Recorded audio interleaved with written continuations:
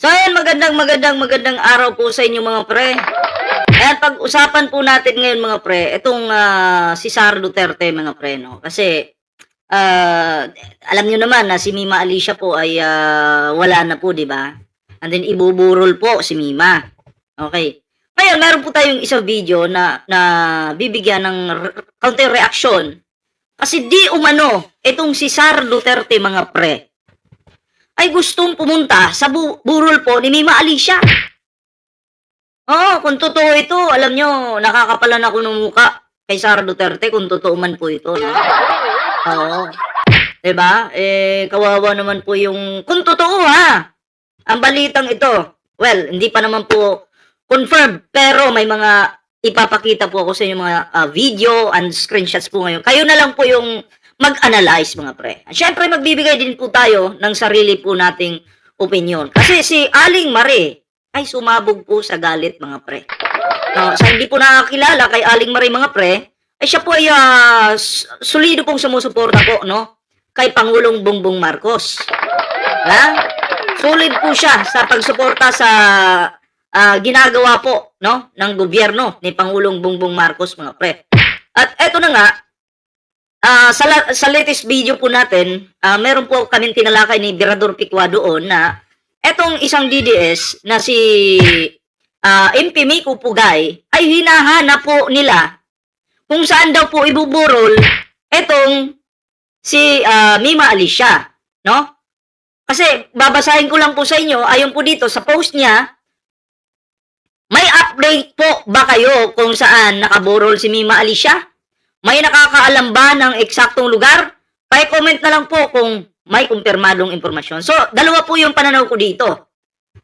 Una, posible na manggulo. Kasi unang-una, bakit mo hahanapin ang kung saan ibuburol po si Mima Alicia? Hindi naman po kayo close. Di ba? Kalaban mo nga eh. Kung titingnan mo yung Facebook page po nito, puro Mima Alicia yung post. Puro galit po yung nandun. Marami pong galit kay Mima Alicia doon, kahit patay na po yung tao. 'Di ba? So anong purpose mo?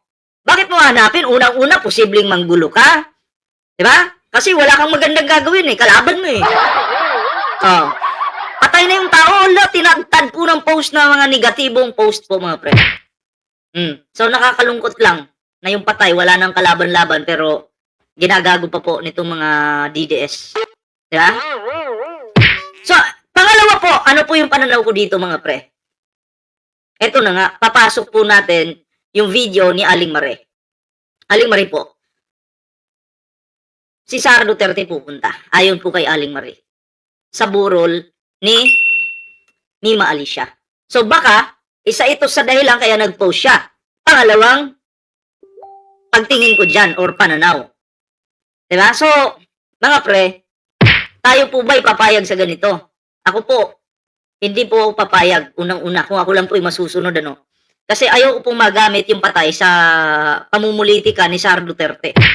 Na magpuputo-up lang doon, ilalabas sa balita na, oy, anti-DDS vlogger, binisita ni Sara Duterte para makiramay. Ang pangit nun mga pre.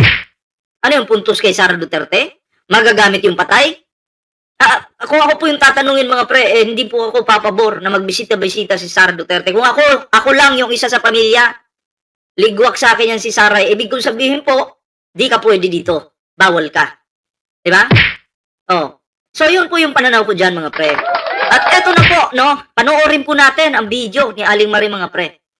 Kasi nanggagalaiti po si Aling Marie dito, no? Play po natin ang video. Mumurahin ko kayong lahat araw-araw, putang ina kayo. Sige. Hoy, Sara Duterte, huwag ka magkamaling gamitin sa politika yung batang namayapa, ha? Yun. So, may punto po si Aling Marie na ano po yung ibig sabihin? Huwag kang pumunta. 'Di ba? Kasi si Mima Alicia siguro yung dapat lang pumunta doon yung totoong nagmamahal talaga, no? Tama na siguro yung plastikan. Alam naman po natin si Sara Duterte, plastic pong tao ito. No? Mahirap, no? Kahit ako po siguro hindi ko matatanggap na makita ko si Sara Duterte doon. Medyo nakakasuka. 'Di ba? Kasi, wala eh, pangit eh. Lalabas sa balita, bida si Sara. Bida si Sara sa balita, tapos yung mga supporter niya, ginagago yung patay. Patay na nga, sinisiraan pa, binababoy pa. 'Di ba? Patay na nga. Oh, ang tawag doon. So hindi para sa akin hindi katanggap-tanggap na magpakita ka diyan sa burol ni Mima Alicia. So hindi kahit ako po hindi ko pa alam kung saan talaga ibuburol si Mima mga pre. Hindi pa po namin alam kasi wala pa pong final talaga. No? May mga target na po kung saan ibuburol pero hindi pa po siya final at hindi ko rin po pwedeng sabihin dito sa inyo. 'Di ba? Yung nag-asikaso kasi niyan sila Boss Mike Cervera and then si Koy, yun po sila kasi malapit lang po sila doon mga pre. And at yun na nga mga pre no, nakakalungkot lang na isang babae sa grupo po namin ay nawala. Nag-iisang prinsesa nawala pa mga pre, no. So yun yung ayaw namin na si Mima Alicia magamit pa ng mga politikong mga DDS na yan, no? Yung mga Duterte. Ayaw po namin ng ganun. So, tuloy po natin to mga pre. Ay, ina ka, magtatanong ka pa kung saan mo pupuntahan ang bata, kung saan nakaburol. So, ayan may tanong. Kung saan pupuntahan si Mima Alicia at kung saan nakaburol. So, maaari po na nagamit itong bading na to. Maaari po na nagamit itong bading na to. Kaya nagtatanong po siya, nagpo-post para malaman nila yung eksaktong lokasyon kung saan ibuburol po si Mima Alicia. Bakit? Si Mima Alicia po ay putok na putok po ngayon sa social media. Viral na viral po. Kaya si Vice President, kung totoo man ito, si Vice President parang ang ng paa, gusto niyang pumunta doon para makuha yung atensyon ng mga Pilipino. Oo. Kaya nakakahiya, di ba? Viral po si Mima Alicia, mga pre. Viral na viral po. Di ba? Kaya si Vice President, atat na atat. Kayo po yung tatanungin ko po, payag po ba kayo na mag-picture-picture lang yan si Sara doon? Kami po bilang isang kaibigan ni Mima Alicia, masakit po sa amin yun na magagamit yung kaibigan namin. Nagagamitin lang ni Sara Duterte at ang grupo niya. Kasi malamang pag si Sara nandun, kakalat yung picture, re-reaction na ng mga kampon niya at sasabihin, ang bait-bait talaga ng Sara namin kahit kalaban, no, binibisita. So, wag nga kami. Nandiyan na po si Pangulong Bongbong Marcos, tutulong. Ibubuhos po ni PBBM ang tulong kay Mima Alicia, sa pamilya ni Mima Alicia, sa anak ni Mima Alicia, para kahit paano po yung anak ni Mima ay magkaroon po ng scholarship. Sa pagkakaalam ko, hanggang college po yata.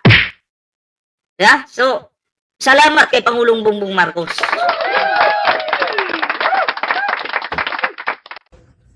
Tuloy natin to.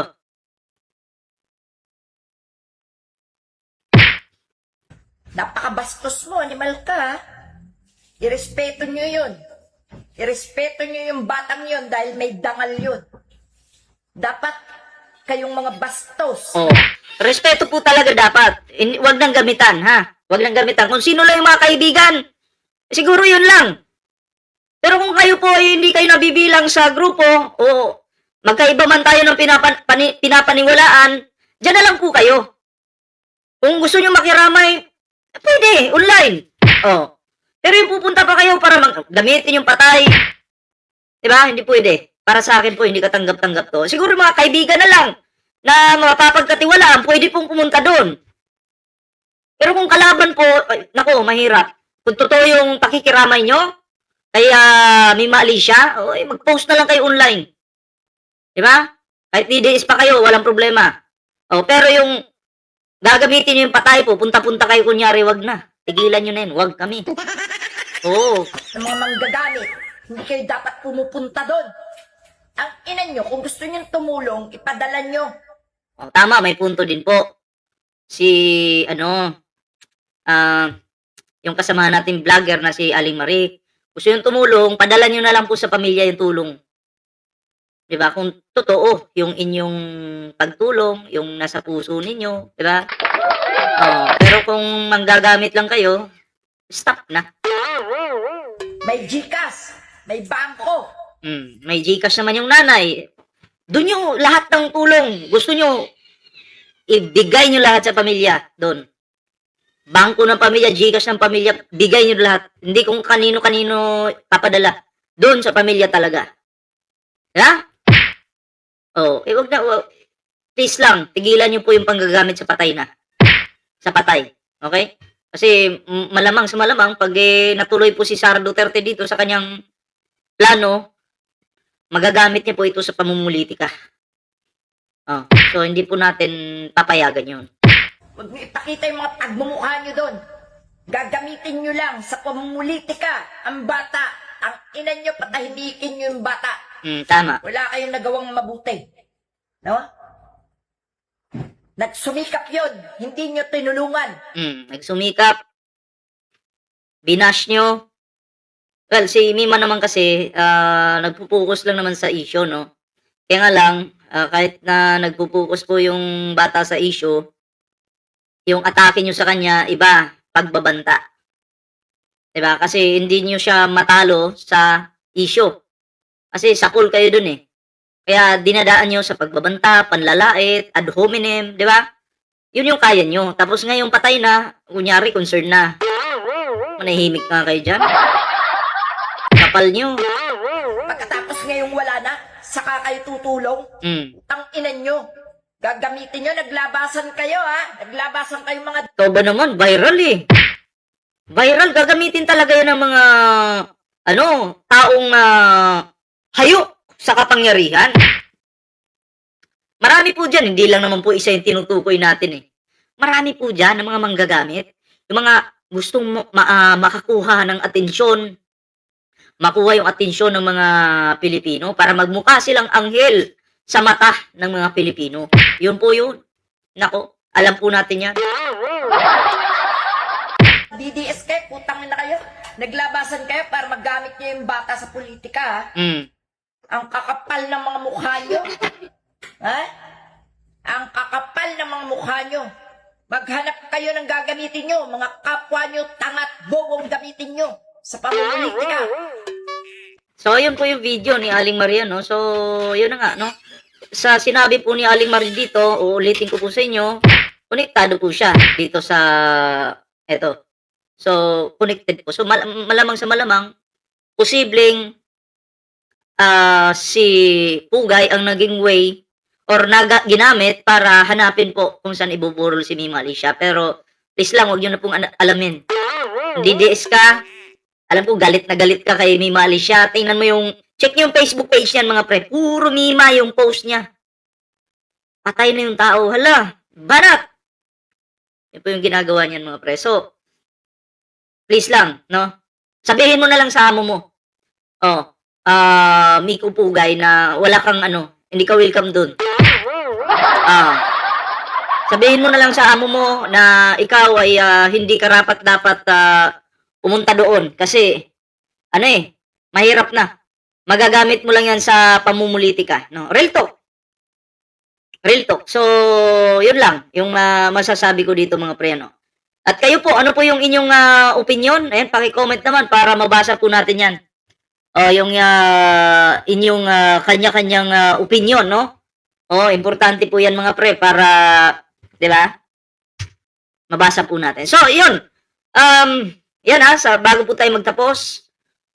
Ayan sa hindi pa po, sa mga bago nating subscribers, maraming salamat po sa inyong suporta, no? Sa hindi pa po nakapag-subscribe, like, share, subscribe po para always po kayong updated sa mga uploads natin. At bukas, ay pupunta na po akong magkikita-kita po kami, mga pre. Bukas po yan. At yun, abangan nyo lang po yung update bukas kasi magkikita-kita po kami, mga pre. So, yun. Yun lang muna yung ating video. At sa hindi pa po nakafollow pala sa ating Facebook page na Ballpoint Man 2.0, i-follow nyo na po yan. Ayan po. May TikTok din po tayo, mga pre. Ayan dalawa po yung ating Facebook page, Ballpoint Man 2.0 at Ballpoint Man 3.0. Ayan. So maraming salamat po mga pre. Magkita-kita po tayo sa susunod na video. Ingat po kayo lahat. Magandang araw po.